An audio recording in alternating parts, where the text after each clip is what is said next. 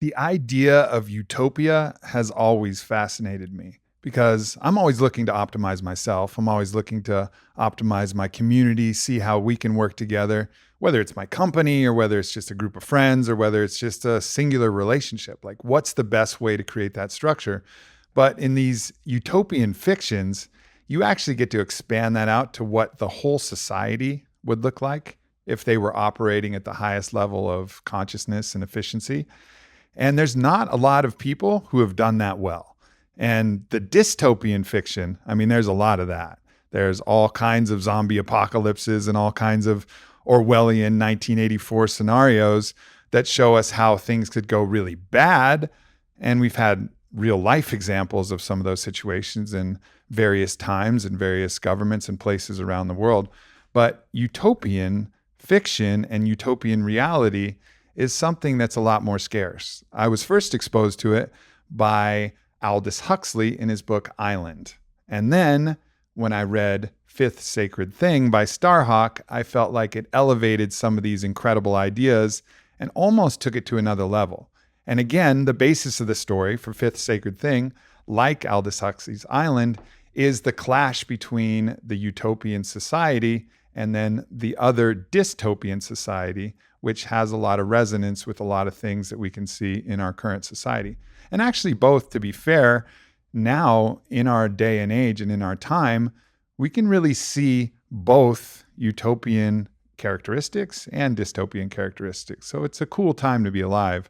And when Starhawk wrote this book, I think she was ahead of her time in predicting some of the things that would start to emerge in this kind of revolution of consciousness that we have, and perhaps predicting on the downside some of the division and some of the conflict that we're seeing internally and the strife that we're seeing on the dystopian side. But it's a magnificent book, so I'm excited to present it to you for AMP Books number 5, The Fifth Sacred Thing by Starhawk. So the reading I'm about to enter into takes place in chapter 26 of the book, and it involves the heroine, whose name is Madrone, who comes from the utopian society that lives in the north. And she has traveled down this dry, arid landscape to find a band of rebels that are working against the dystopian society. And one of the people she encountered when she first encountered this band of rebels was a man named Highjohn. And she had a sexual encounter with Highjohn. And during that encounter, she was able to teach Highjohn some of the lovemaking techniques that they learn in the North. And then subsequently, she met Highjohn's other lover, his regular lover, whose name was Katie. And Katie is carrying Highjohn's baby.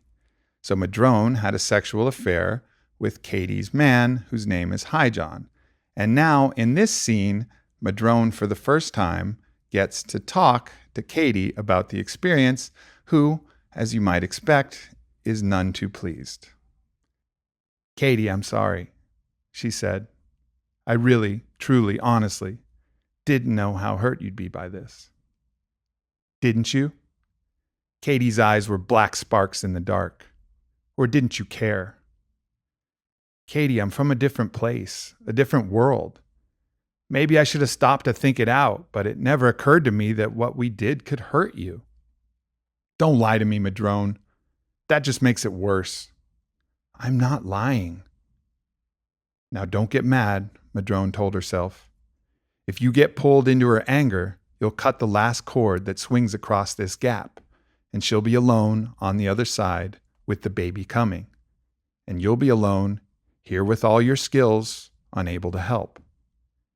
Katie, please, I'm asking you to try to believe me. Or if not believe, at least imagine that I might be telling you the truth. I didn't know. I would never willingly have done something to hurt you." She stopped because there were corollaries she didn't wish to pursue.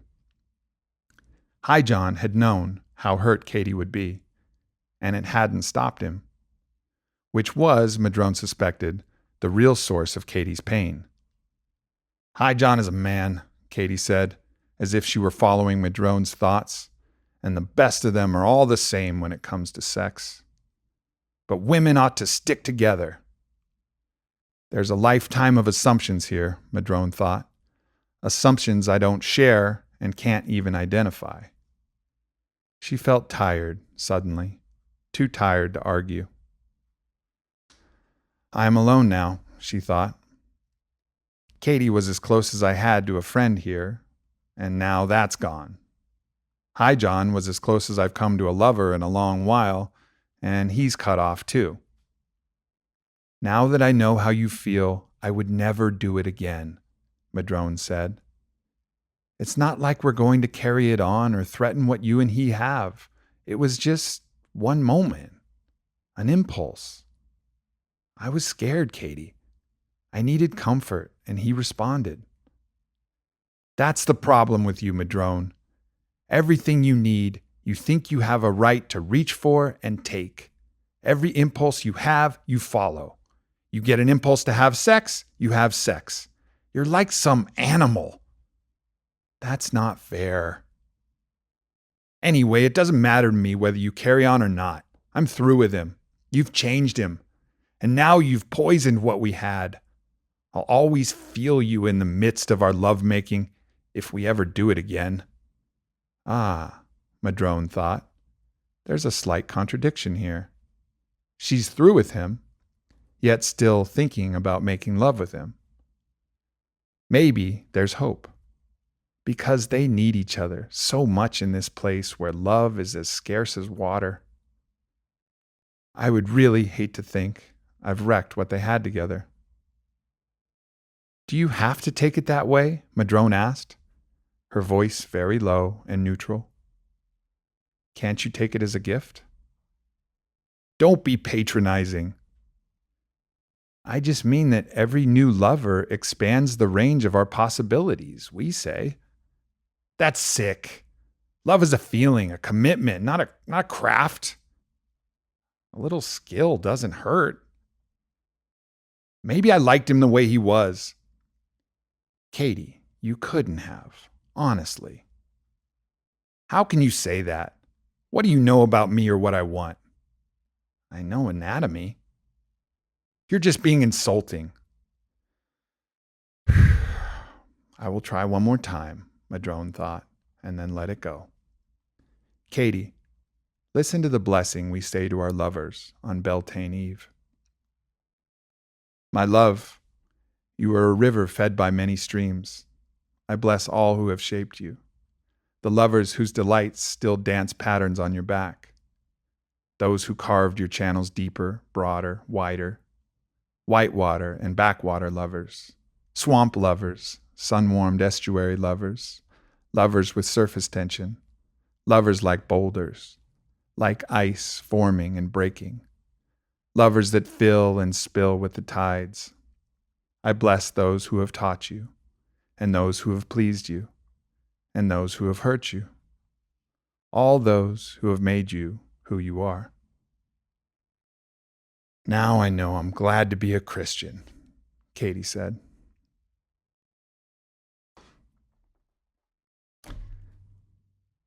So there it is. There's really what we as a society have as the traditional viewpoint expressed by Katie. Someone sleeps with your man, you've ruined him, you've tainted him, and that's part of the problem that we have with all current affairs. But it's also a problem that most of us have with past affairs. I mean, I've been caught in this same position. I've been Katie so many times where a lover that I've had, I don't even want to think about the past lovers, let alone dare to imagine that they taught them something or that they were potentially better at something than me or enhanced their skills, which is exactly what Madrone did, coming from a utopian society, meeting High John from these rebel lands, and teaching him some of the advanced lovemaking skills and connection techniques that they had developed and cultivated as part of a society that operated in the most conscious way. In that utopian society, making love was just part of the fabric of how you expressed yourself, both in a relationship and in the context of the community as a whole. And whether you were gay or bi or straight, or you had many lovers, or you just had one lover, all was the choice that you had the option to accept and really express yourself and lean into in this utopian society. And I think that's the place where really I see the invitation for all of us to go to, a place where we don't have to put ourselves in these boxes that are really just the momentum of a history of conditioning. And as Katie mentions in her retort, a lot of this comes from religious conditioning. And not only that, but there's just cultural conditioning everywhere we look. So that we look at every former lover or every current lover as a threat, as a detriment. And it's this obsession with the virgin that we've expressed in so many ways through so many different cultures, even from antiquity, right? It's like you want the untainted one. But in the utopian viewpoint, why would you want the untainted one when you could have someone who's learned and grown and evolved from every single lover they had? And that's why they have that blessing that's part of a holiday in which they actively go and bless every single lover that their lovers have had, because that's what shaped them. That's what made your lover, whoever your lover might be, that's what made them who they are. Like even the ones that hurt them. That's hard.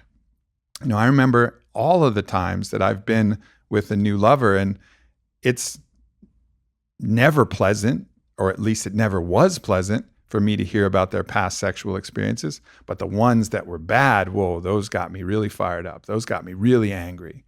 But if I look back at my own life, even my own bad relationships, or even the challenging times in my relationship with my father, like all of those were opportunities for me to learn, to grow, to adapt, to become stronger. Like those made me who I am.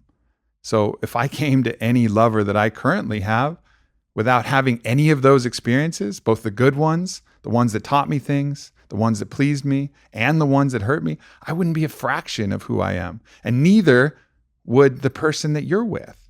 So it's an opportunity to reframe all of that as a blessing. And also reframe these ideas about men and women. And that's also another thing that comes up in this passage about this idea that just men just have sex with whatever, but women, we got to stick together. And it's this really kind of antagonistic viewpoint and putting people in these stereotypes that don't really need to apply. And look, this whole idea and this framework is challenging and it's hard. And I'm telling you, I've been Katie so many fucking times, and found myself so jealous, so triggered, so hurt by different experiences that I've had in my open relationship with Whitney. And I can think back to all of these moments where, I've been in this same place where I still, like Katie still wants hi, John. I still wanted Whitney and I still wanted to do it, but I was so hurt that it was hard for me to see beyond that. And that's part of the learning process, and part of what I'm so grateful for in my own open relationship experience was my ability to learn some of these lessons and get a little better. And now, am I fully like Madrone and can never get jealous and I don't feel these things anymore? Of course not. It's a process. But imagining a culture, on the utopian scale where this is reinforced and this is part of the conditioning, and everybody around you and all your friends are like, yeah, well, that helped teach them these things. And it was all about learning. Like Ram Dass says, the soul is here to learn. Like the person is here to learn too. The lover is here to learn. And without other lovers, like how do you learn all the things that you're capable of learning? And so I think that's the invitation. And it's not saying that this is some invitation that all of us need to accept and this is the only way. But all of us, pretty much everyone, has a lover that had had past lovers. And how are we mentally, at the very least, going to look at them? Are we going to look at them as things we don't want to think about, things that we're regretful for, wishing they were this untainted, unstained virgin that we met them with? No, of course not. That doesn't make any sense. They wouldn't be who they are. They wouldn't be the person that we love. They wouldn't be the person that we love making love to. So regardless of your relationship construct, which I believe that all of these relationship constructs can work, it doesn't even matter what the construct is. You can still look at everything that's happened in the past as a blessing, as part of what shaped the current person you're with. And I think that's the beauty of a novel like this, is because it takes two different ideals that represent something that we see every day in our own society and imagines what it could be like if you had a culture and a society that was much different. And in this book, and then in the following sequel, they really go into detail about the sexual education process. And this is something that Aldous Huxley does in the book Island as well, because we're so backwards with this. We look at sex and lovemaking as this taboo thing when it's one of the most important things in any of our lives. What do we talk about with our friends most often? I don't know, our relationships, our making love and all of the things that are involved in that. But yet, culturally, we're still so taboo. We have maybe porn on this side, and then maybe we have a few tantra books on this side, but it's not really a part of our regular learning, our regular education. And there's not really a place that you can easily and accessibly go to start to get this kind of information. And hopefully that's something that's changing. And I really look forward to that process, and it's happening. I think that's my, former partner, Whitney. I think that's her purpose with coming out with so much of the information she has on the True Sex and Wild Love podcast. I think Dr. Wednesday Martin in her book Untrue, it's just about reframing all of the different things that we think about sexuality and giving us the opportunity to just look at it from a slightly different lens. And if we look at it from that different lens, we might be able to alchemize some of these hurtful, painful feelings and actually be grateful for those. And that makes a huge difference, again, regardless of whatever relationship you choose. So that's why I love reading utopian fiction, especially this book, The Fifth Sacred Thing by Starhawk, and of course, Aldous Huxley's Island, which will be featured in AMP books for sure coming up. And to just imagine what it could be like if things were a little bit different. And I think this is a great example of that and a great passage. And I really love that blessing. And it's something that I've gone back to and read and reread and helped to remind myself, because it's something that's challenging when we live in a world that's conditioned in a much different way. So I hope you enjoyed the passage, and I encourage you guys to check out the book, because there's a lot of really beautiful ideas about consciousness, about relationship, about how to organize and structure society, about sustainability, about all kinds of environmental policies and government policies. It's really a beautiful example of what it could be if we elevated our thinking to a different perspective. So thanks for tuning in to AMP Books. I love you guys, and I'll see you next week.